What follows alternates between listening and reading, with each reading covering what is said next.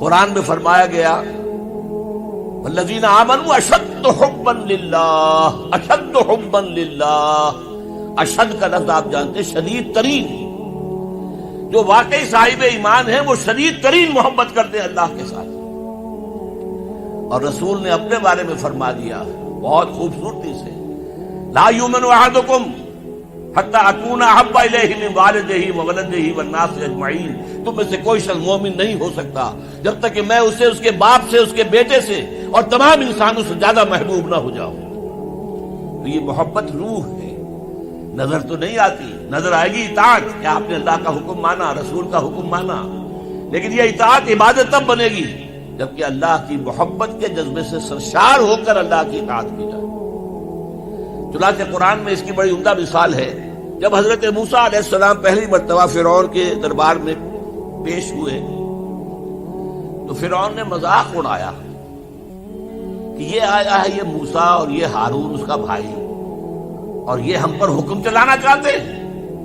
وَقَوْمُهُمَا لَنَا عَابِدُونَ، حالانکہ ان کی قوم تو ہماری عابد قوم ہے، غلام قوم ہے. اب یہاں عبادت کے کیا معنی ہے؟ بنی اسرائیل پوجتے نہیں تھے، وہ بادشاہ کی پرستش نہیں کرتے تھے، لیکن بادشاہ کی اطاعت کرنے پر مجبور تھے، اطاعت کرتے تھے.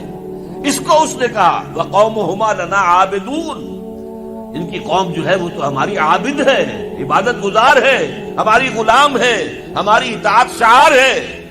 ان کو کیا حق پہنچتا ہے؟ ہماری بلی ہم ہی کو میاؤں. اچھا کوئی شخص کہہ دے کہ یہ تو فرعون کا لفظ ہے، آپ اسے دلیل کے طور پر لے آئے، اللہ کا لفظ تو نہیں ہے یہ، تو وہ بھی سن لیجئے. ایک دوسرے ملاقات میں حضرت موسیٰ علیہ السلام نے جب دعوت پیش کی تو فرعون نے طنز کیا، الم نربک فینا ولیدا، اے فرعون، اے موسیٰ تم وہی نہیں ہو جسے ہم نے اپنے گھر میں پالا پوسا تھا. اللہ تعالیٰ کے حکم سے حضرت موسیٰ کو تو ایک صندوق میں بند کر کے دریائے نیل میں ڈال دیا تھا ان کی والدہ نے. وہ محل کے پاس سے گزر رہا تھا کہ وہاں کچھ عورتیں جو ہے دریا پر آئی ہوئی تھی نہانے وغیرہ کے لیے، انہوں نے وہ تابوت جو تھا صندوق کو پکڑ لیا، اس میں حضرت موسیٰ نکلا ہے، اور اتنے خوبصورت تھے یہ فوراً سمجھ میں آ گیا تھا یہ کوئی اسرائیلی ہے. اور اسرائیلی بچوں کے بارے میں حکم تھا کہ فوراً قتل کر دو، اگر لڑکا ہو، لڑکی ہو تو زندہ رہنے دو. لیکن یہاں حضرت آسیہ تھی، فرعون کی ایک بیوی جو مسلمان تھی، بنی اسرائیل میں سے تھی. انہوں نے کہا فرعون سے لا تقتلوہ، مت قتل کرو، قرۃ عین لی ولک، دیکھو ہمارے ہاں اولاد نہیں ہے، یہ تو میرے اور تمہارے لیے آنکھوں کی ٹھنڈک بن جائے گا، دیکھو کتنا خوبصورت بچہ ہے. لہذا ان کو قتل نہیں کیا گیا. اللہ تعالیٰ نے ایک جگہ سورہ طٰہٰ میں احسان گنایا ہے حضرت موسیٰ پر، وَأَلْقَيْتُ عَلَيْكَ مَحَبَّةً مِّنِّي، میں نے اے موسیٰ تم پر اپنی محبت کا پرتو ڈال دیا تھا. ایسی محبت خدا بندی، ایسا ان کا جذبہ ابھرا لوگوں کے اندر کہ حضرت موسیٰ کو کہتے نہیں پہنچایا گیا، محل میں پلے ہیں. تو اس کے بعد فرعون کی اس وقت تک اولاد نہیں تھی، بعد میں اولاد ہو گئی، لیکن وہ جو بعد میں اولاد ہونے والا جو ہے پیدا ہونے والا شہزادہ، وہ حضرت موسیٰ کو اپنا بڑا بھائی سمجھتا تھا. تو حضرت موسیٰ کو جب تانا دیا الم نربک فینا ولیدا، اے موسیٰ تم وہی نہیں ہو جسے ہم نے بچپن میں پالا پوسا تھا، ہمارے ٹکڑوں پر پلے اور آج ہمارے منہ کو آ رہے ہو. اس کا جواب کیا دیا حضرت موسیٰ نے؟ وَتِلْكَ نِعْمَةٌ تَمُنُّهَا عَلَيَّ أَنْ عَبَّدْتَ بَنِي إِسْرَائِيلَ، بڑا احسان کیا تو نے کہ مجھے اپنے گھر میں پال دیا اور میری ساری قوم کو غلام بنا رکھا ہے. ان عبدت بنی اسرائیل، یہاں بھی لفظ عبادت آیا. تو لفظ عبادت کا پہلا اطلاق اطاعت پر ہے. البتہ اس کی روح جو ہے وہ محبت ہے. روح نظر نہیں آئے گی، جسم نظر آئے گا.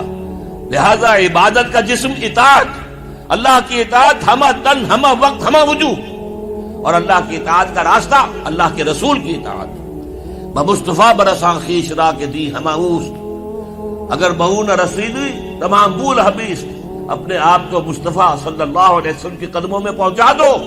اگر وہاں تک نہیں جاؤ گے تو یہ سب بولہبی ہے، پھر باقی ساری باتیں جو ہے اس کا اسلام سے کوئی تعلق نہیں.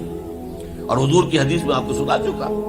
لا یؤمن احدکم حتی اکون احب الیہ من والدہ وولدہ والناس اجمعین، تم میں سے کوئی شخص مومن ہو ہی نہیں سکتا جب تک کہ میں اسے تمام انسانوں سے، یہاں تک کہ اپنے باپ سے، اپنے بیٹے سے بھی زیادہ محبوب نہ ہو جاؤں۔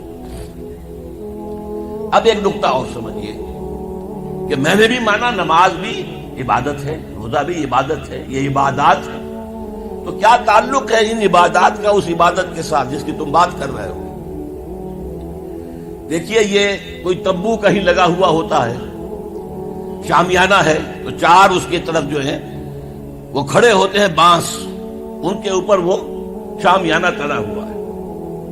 چار عبادتیں اللہ نے دی ہیں انسانوں کو، مسلمانوں کو، اہل ایمان کو، تاکہ بڑی عبادت کر سکیں۔